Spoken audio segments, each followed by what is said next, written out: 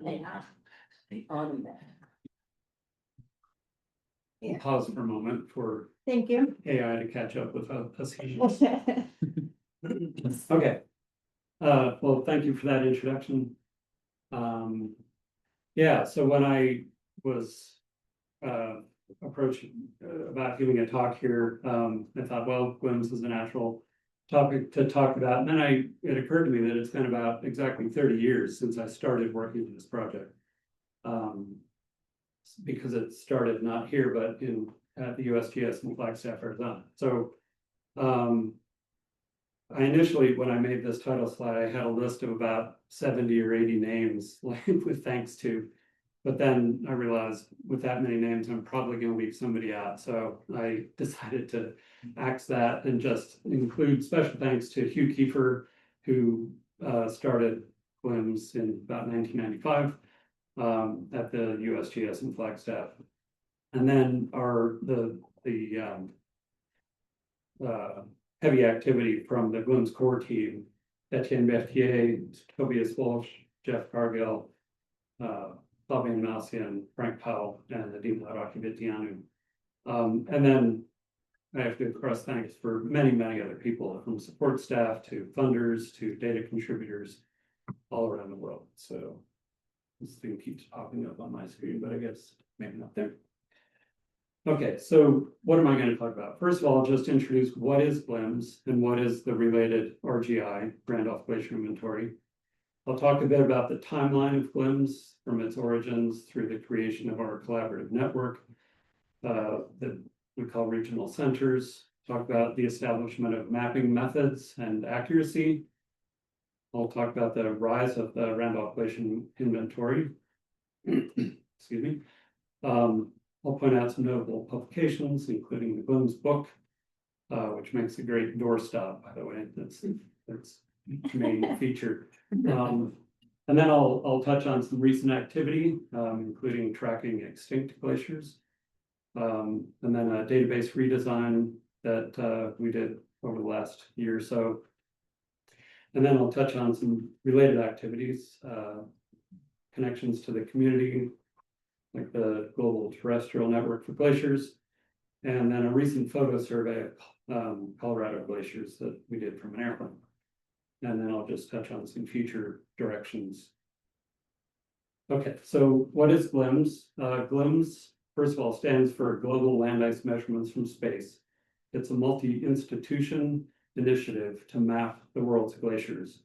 And by glaciers, I mean outside of the ice sheet, Greenland, Antarctic ice sheets. So mountain glaciers up to ice caps.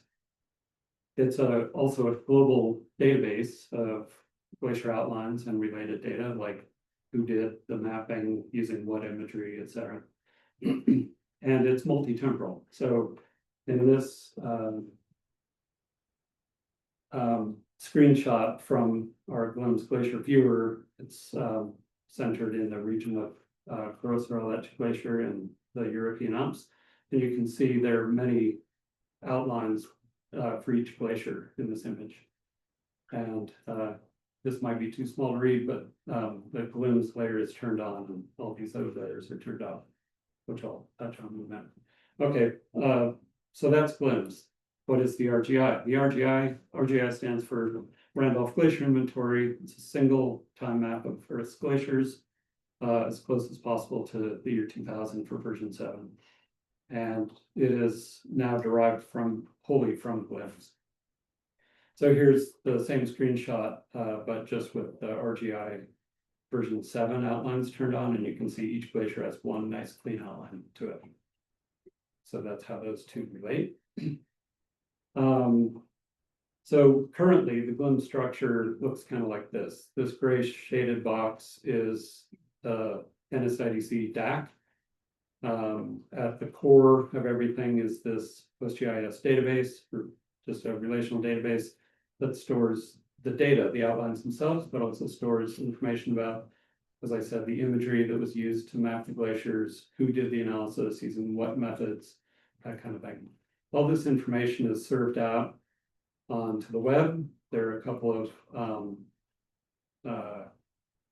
interfaces. There's an interactive map viewer and some have there's also a text search interface that didn't make this diagram somehow.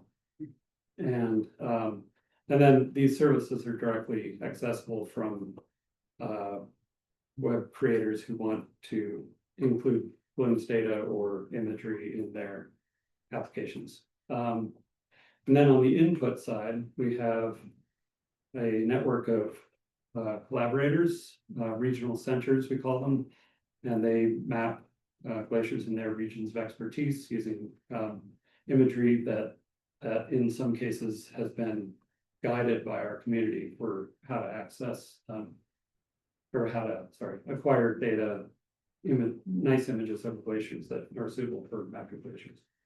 And then we get guidance from the GLIMS core team, pictured down here at the bottom. And then there's also, I mentioned this in passing before, the Global Terrestrial Network for Glaciers. There's an advisory board there that gives us guidance on long-term things. So how did it all begin? Well, this guy, Hugh Kiefer, was a geologist and planetary scientist at the US Geological Survey. He's now retired, living the good life in Nevada somewhere. And he was a member of the Aster science team, which Aster is an instrument that is on the Terra platform, together with the first MODIS and 3 other instruments. And it was launched in 1999. So in the 90s, Hugh thought the Aster instrument would be a really good instrument to map the world's glaciers with. And it's a multispectral instrument, and it's got one band that has a long track stereo, which I'll go into more in a sec.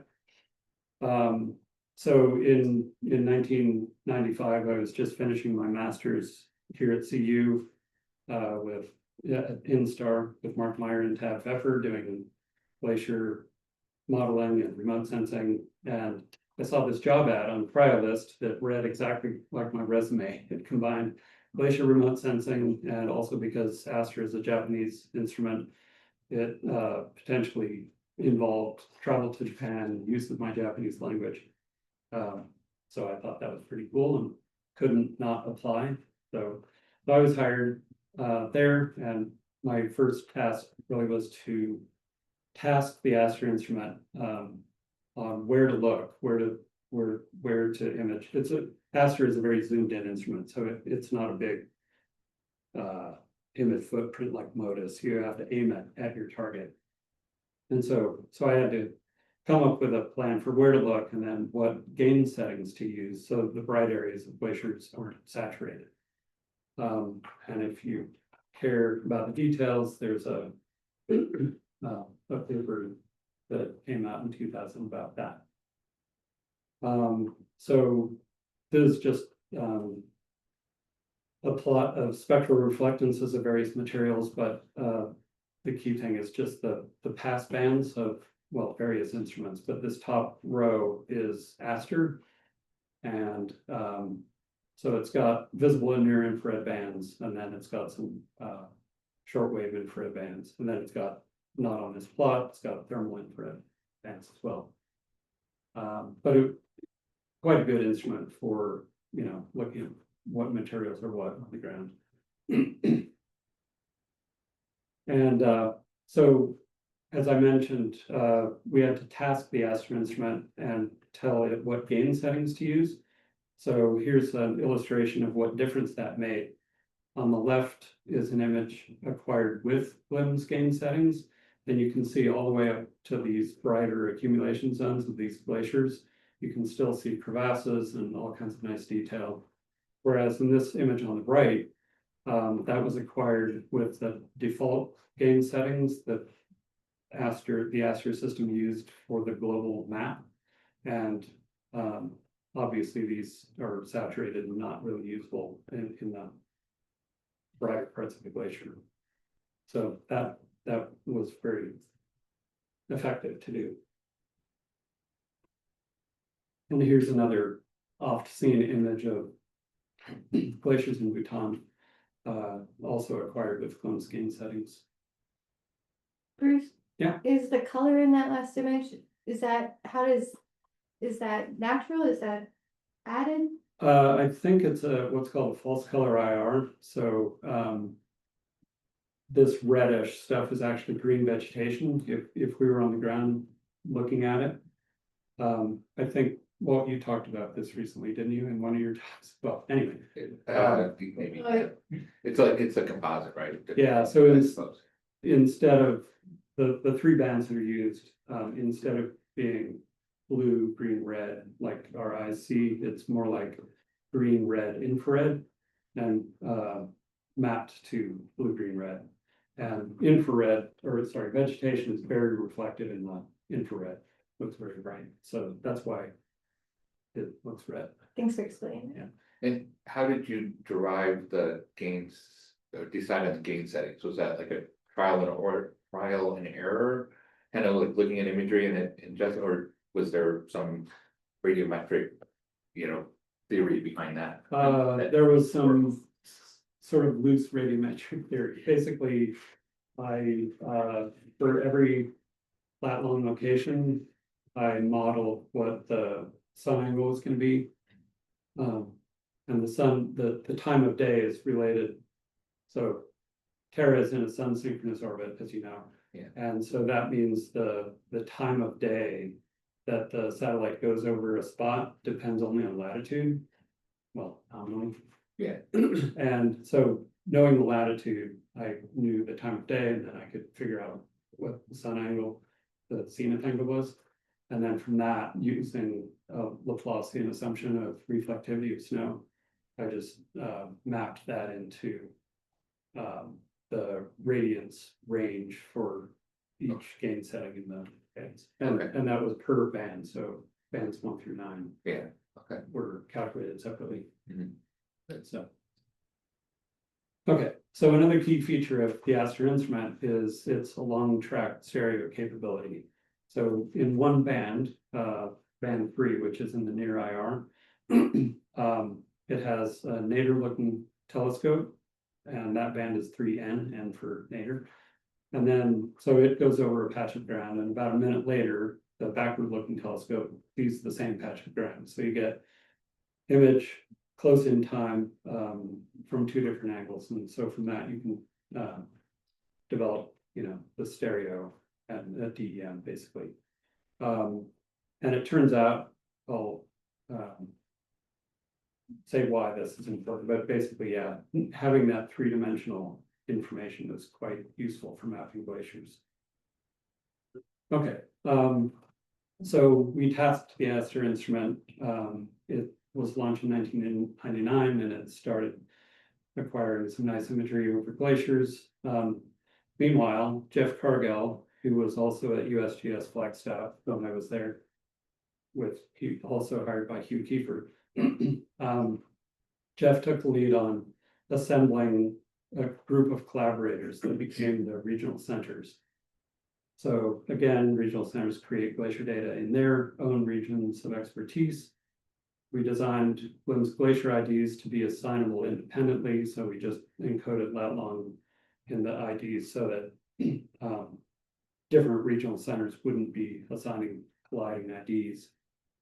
And then we compiled methods and tools for glacier mapping from satellite imagery, assigning IDs, packaging for submission, etc. And there was an early software package written by a developer at USGS Flagstaff called GLIMS View, which was instrumental, I would say, in kind of getting us off the ground, because some of the regional centers could use that directly, produce data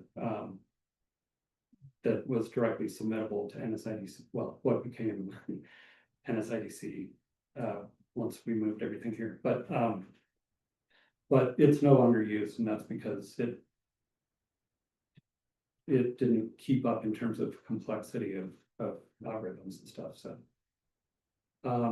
okay, so we've got a bunch of people analyzing imagery. How do we ensure that the results that we get are good quality outlines? So we ran a couple of experiments for that, which we call GLOS experiments, glacier analysis comparison experiments. And so basically we gave several analysts an image, and the task to map the glaciers in it. And we did this a couple different times, GLOS 1 and GLOS 2. They were allowed to use any digitization methods that they intended to use within GLIMS.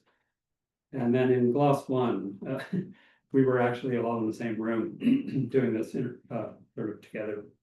And somebody took it upon themselves to find DEM, I think it was Google Earth actually, and started looking at the imagery in Google Earth, and that changed the interpretation of one glacier tremendously, and it just brought home the point that that three-dimensional information is really key, especially if you're not, familiar with the glaciers. You should look at that.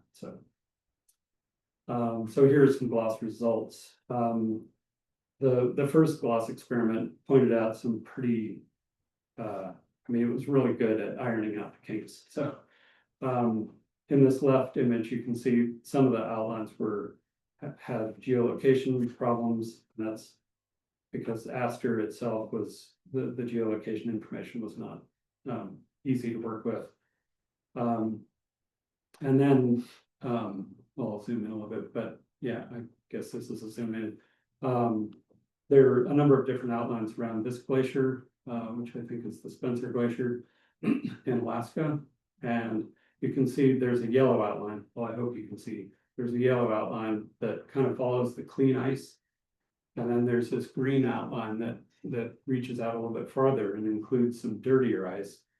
And then there's this other orangish outline that reaches out even farther and includes some icy water. So these results really helped kind of hone the algorithms that people were using to get more like this green one, which is the closest in this view.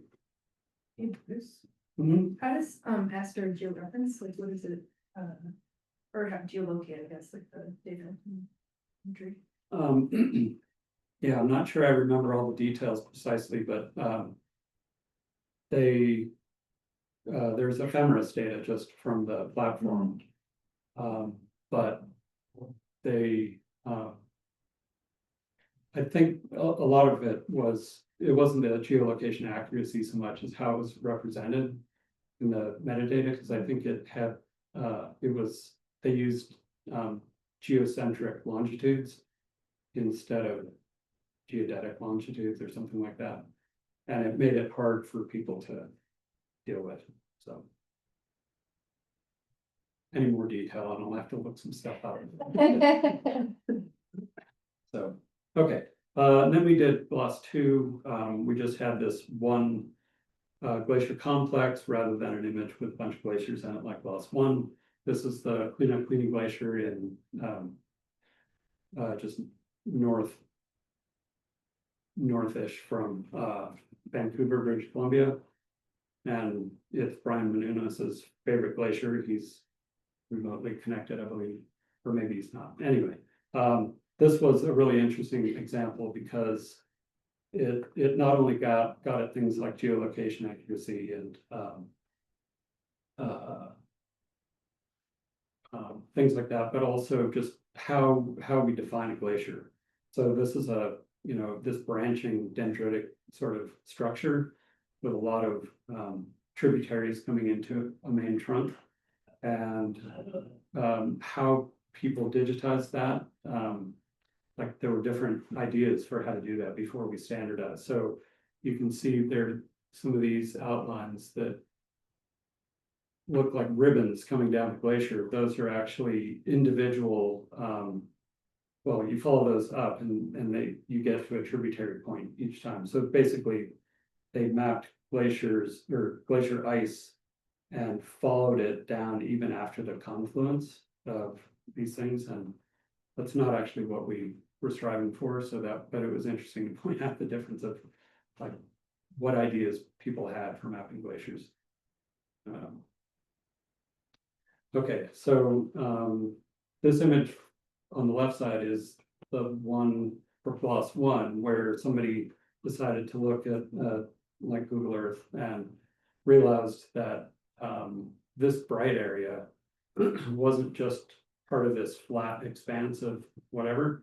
it was a steep slope adjacent to this debris covered part of the glacier. And so suddenly, by looking at the digital elevation model, you can see that, oh, that's actually not part of the glacier, it's just a snowy side slope, things like that. Another error that was, or not error, another difference that was became apparent is how you treat little tributaries like this. Some people map that as a separate glacier, some people mapped it as a tributary.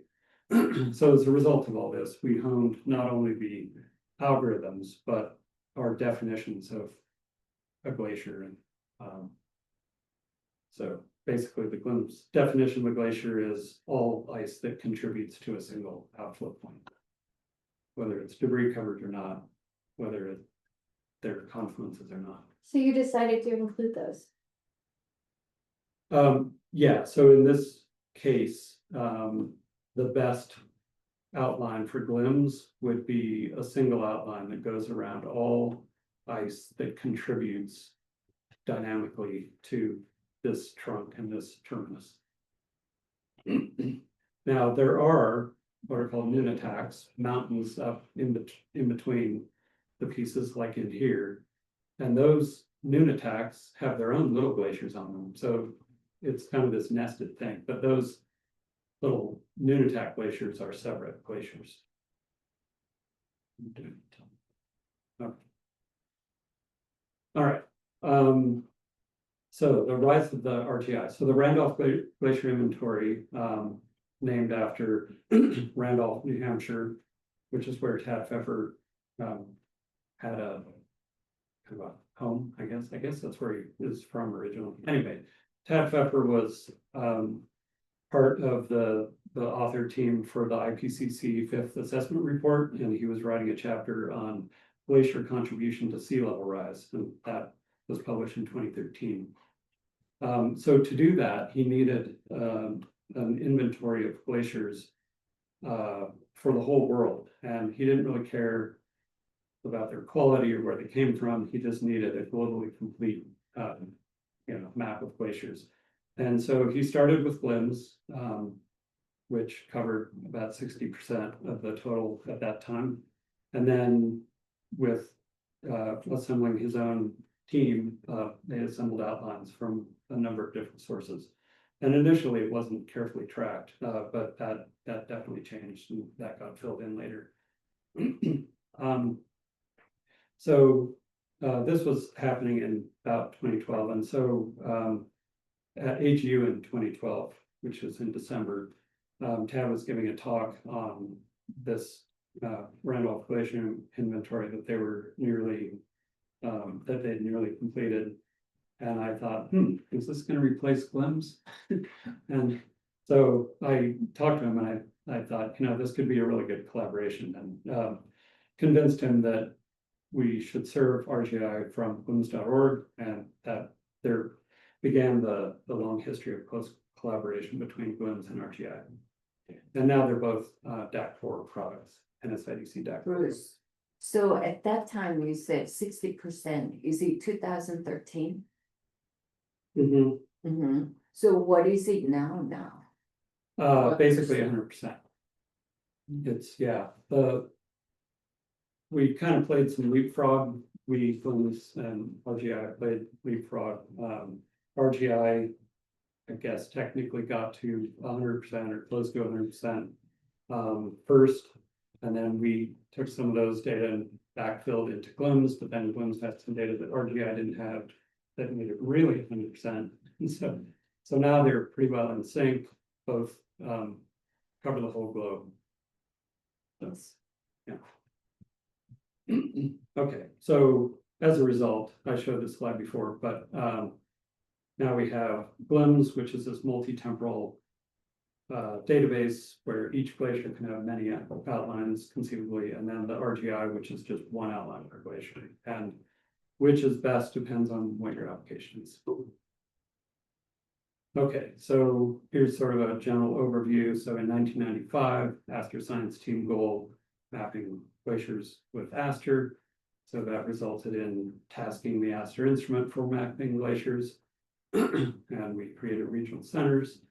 In about 2005, I guess I jumped over this part, but in 1999, it was apparent to Hugh, Kiefer, and others that the best place to host this database would be NSIDC. And so we started working with people here like Greg Sharfin, if anyone remembers Greg Sharfin, and Richard Armstrong and Roger Berry. And in about 2005, sorry, I'm jumping ahead of myself. In about 1999, for various reasons, my wife and I wanted to move back to Boulder. And so in 1999, we made that happen, and I joined NSIDC and kept working on the data side of GLIMS. And so we went live with the database in about 2005. RGI came out in 2012. And just over time, GLIMS has become the go-to place for glacier information worldwide. There really is no other single place that serves this kind of data. And as I mentioned, RGI now, or it is now derived wholly from GLIMS as of version 7. Okay, so a few notable publications have come out along the way related to the methods that we developed as a community for mapping glaciers, related to the technology, the data, various challenges, accuracy, and then here's the Pfeffer et al. Paper that was the first paper about the Randolph Glacier Inventory, by far eclipsing all these other papers in terms of citations. And then we also put out a book, which I mentioned before, which I've got a couple copies in my office if anyone wants to look at one. But it's quite a nice thing, but it's also all available as PDF online. And then there's one in press now, or actually in review, on the GLIMS effort to track extinct glaciers, which I'll talk about in a second. Oh, in fact, this slide, tracking extinct glaciers. So yeah, it seems like there's been more and more interest from the press, from students, from all kinds of people. Like, it's in the news that glaciers are melting away, and that there have even been like memorial services held for glaciers, like in Iceland and other places. So it seemed a natural thing to do to start tracking that. So I made a couple of minor modifications to the database so that we could mark a glacier as extinct, and started talking with community members about lists of glaciers that they knew to have disappeared. And so we started to populate this, and it's kind of early days for this. We only have a couple hundred glaciers marked as disappeared at this point. And because, well, yeah, mostly centered around 1995 as a disappearance date, but that small numbers, statistics of small numbers still so far. But anyway, so this, there have been many lost from the Pyrenees and from the Alps. And here's one of, I think I can safely say, one of Mark Cerez's favorite glaciers, or ex-glaciers. He did field work, I think in the 70s, 80s. I forget when. Anyway, we mapped these are on Ellesmere Island. We're on Ellesmere Island. Produced outlines from them for a number of different years, and finally, in about 2020, they melted away. So here's a list of glaciers that. Mark's online. Oh, okay. Excellent. Got a list from Marie Pelto of glaciers that have disappeared from the Pacific Northwest. So again, early days, but it's interesting to start being able to track these glaciers when they disappeared. We also store an estimated, or estimated date of disappearance, but an uncertainty in that date as well. And also a comment about how we know that it's gone.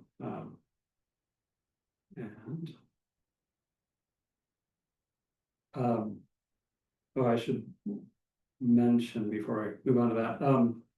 So the paper that's in review now for the Annals of Glaciology is about how GLIMS is tracking extinct glaciers, but there are a couple of co-authors on that paper, Dominic Boyer and Simene Howe, if I pronounced your name correctly, are at Rice University, and they've come up with their own database that includes not just, you know, the scientific stuff, but also these stories of sort of the human connection to these glaciers, and it's called the Glacier Casualty List, Global Glacier Casualty List. So, yeah, interesting stuff there.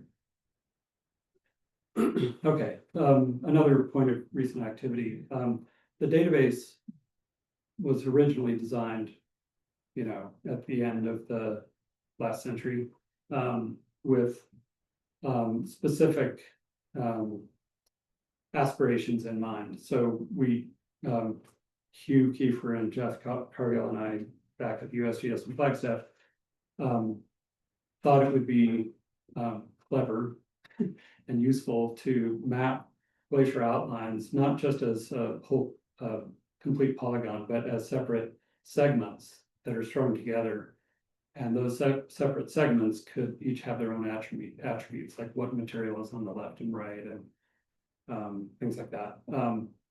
And also, we wanted to store polygons denoting nunataks, or these mountains sticking up through bodies of ice, as separate polygons as well, for the same reason, so that they could have their own attributes. But it turns out that, I don't know, given people's priorities in the community, nobody produced or really seemed to want that level of detail. So I think that was just jumping too far ahead. People wanted to start with a simple polygon and with the nunataks represented as folds. So, and because of those early design considerations, it added a fair bit to the complexity of the database and for ingest and for serving the data. So over the last year, I did a redesign of the database, and so as a result, I won't bore you with all the details. Maybe it's too late for that, but anyway, many tables were eliminated or simplified. I fixed a lot of topological errors along the way, so a lot of data that we had gotten had little loop-de-loops in them or self-crossings, and that apparently can happen really easily. And a lot of the tools that people use to generate these polygons don't flag them and fix them for you. So a lot of those were in the database. So I fixed most of those, almost all actually. Multi-polygons were separated out into individual ones. And as a result, the download interface is more streamlined, and yes, nunataks are now stored as folds. So Looks like Sue Jetta has a comment up there in the chat.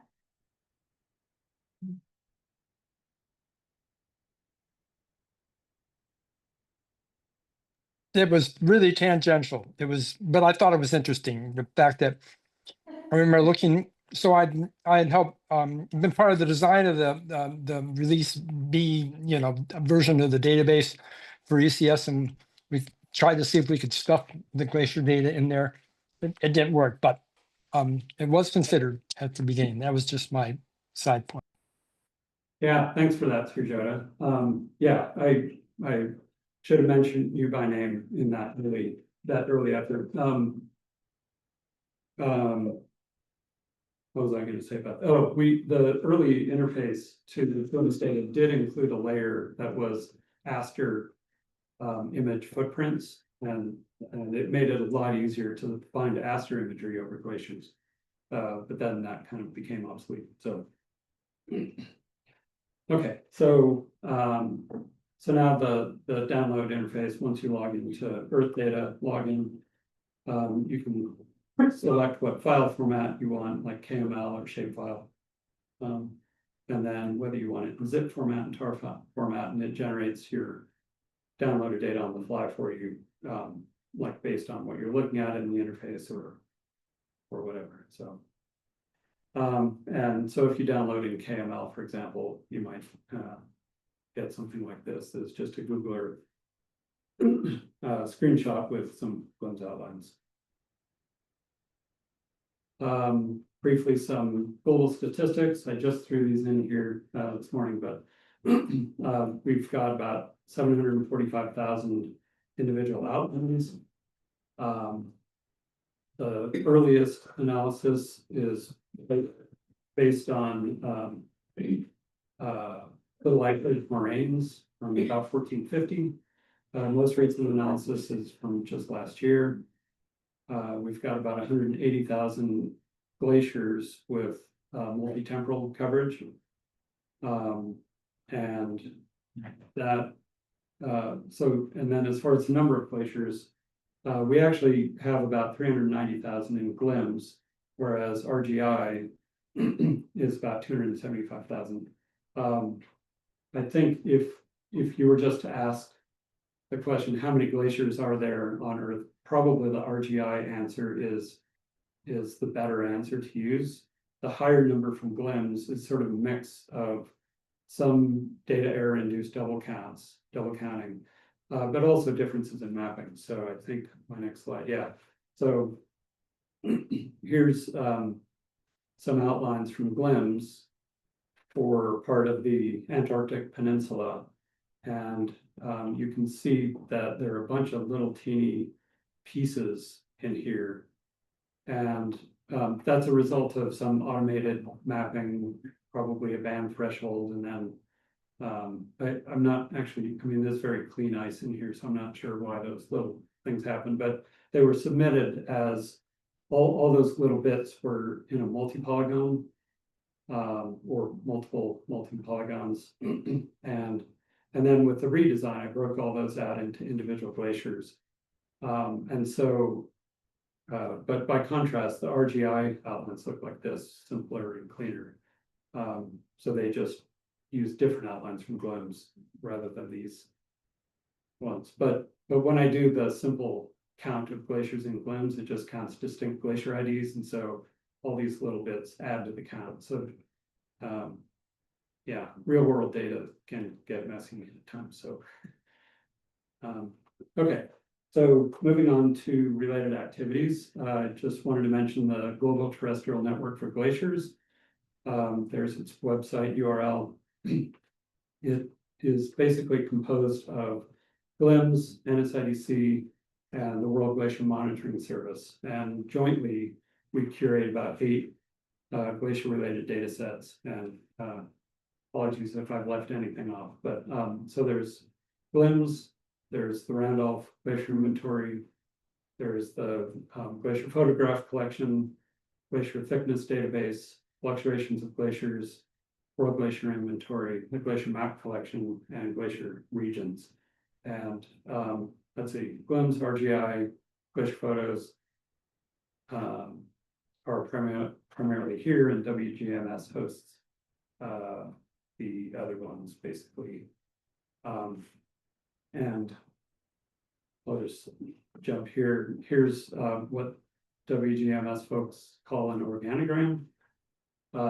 Just a diagram showing how everything fits together. So there's GTNG, Steering Committee, Advisory Board, and Executive Board, and then GLIMS, WGMS, and NSIDC constituting the GTNG, and then there are many connections to the wider community. Let's see. Yeah. So then there are many other studies based on GLIMS and RGI. There's David Rance's paper from 2 years ago now, modeling glacier change based on, well, starting with the RGI outlines. And then GLAMBI, which is a glacier mass balance intercomparison experiment. I won't go into details on any of that, but, anyway, there are a lot of ties to the wider community through either GLIMS or RGI being sort of the jumping off point or like starting data set for modeling and such, or other ways, yeah. And then one other sort of related activity, it's kind of related, it's not directly, well, yeah, it's kind of related to GLIMS in that I went on this Colorado glacier flight with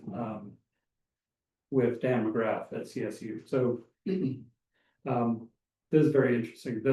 There's this organization called Lighthawk, and they connect pilots who need hours or whatever with scientific groups who could benefit from some aerial view of whatever they're studying.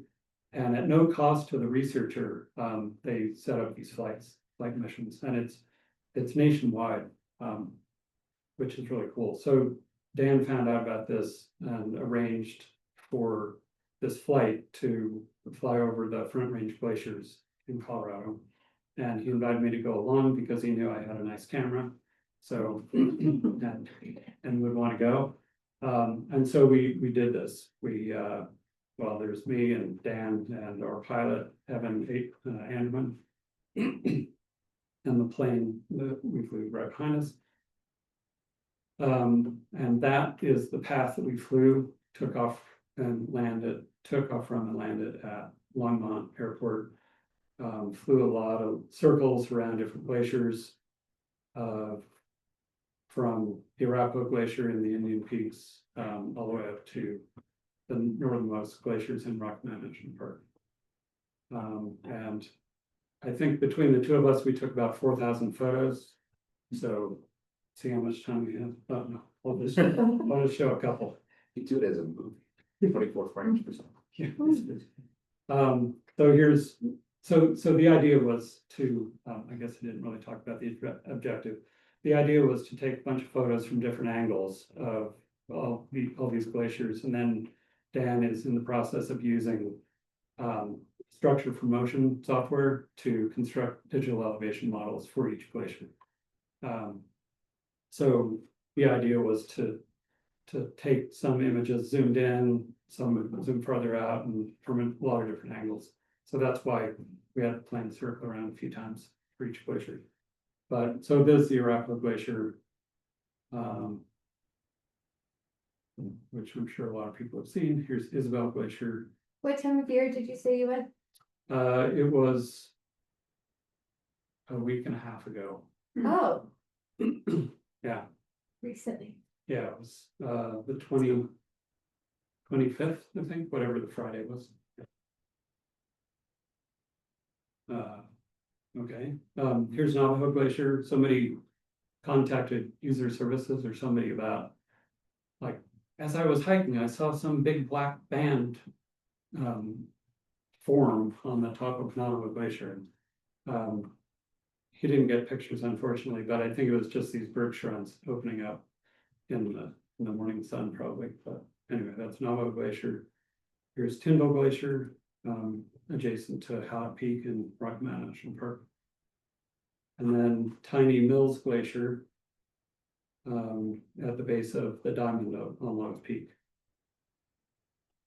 Well, the Diamond and the lower east wall, to be specific. So preliminary results from that, Dan just threw some of his photos in to the structure for motion software, and he's built this DEM, and it's very preliminary. I'm sure the end result will be even better than this, but you know, just from a bunch of pictures and then throwing it in the software, you can get this very detailed DEM, which is very cool. And then the idea is that you can subtract that DEM from either earlier DEMs or later ones that will be created to assess thickness changes of the glaciers. Okay, so here are just some ideas for future directions for GLIMS. We've talked about simplifying the data submission and ingest processes just to make it easier for the data contributors and also easier for us at NSIDC to make the process faster. Improved display of and interaction with data in the browser. More automatic generation of derived products such as like maps of number of outlines per glacier, histograms of as of dates of outlines, things like that. Continued close collaboration with RGI folks, of course. And just, I mean, it's got to be coming, integration with machine learning based mapping for imagery. I've reviewed a couple papers and seen a few more of people, different groups doing pretty accurate mapping now of even debris covered glaciers from imagery. And that's the tough thing. Clean glaciers are pretty easy to automate, but the debris covered glaciers are pretty hard to map.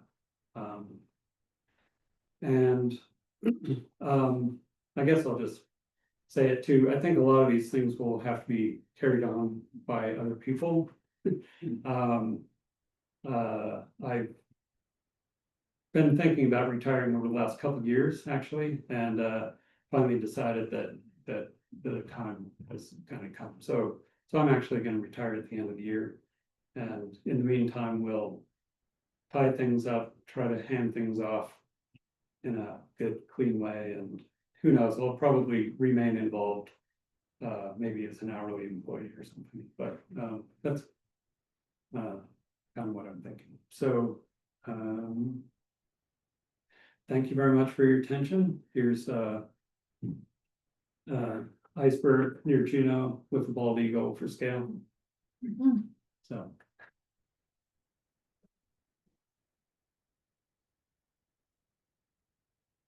And I think I saw some hand go up.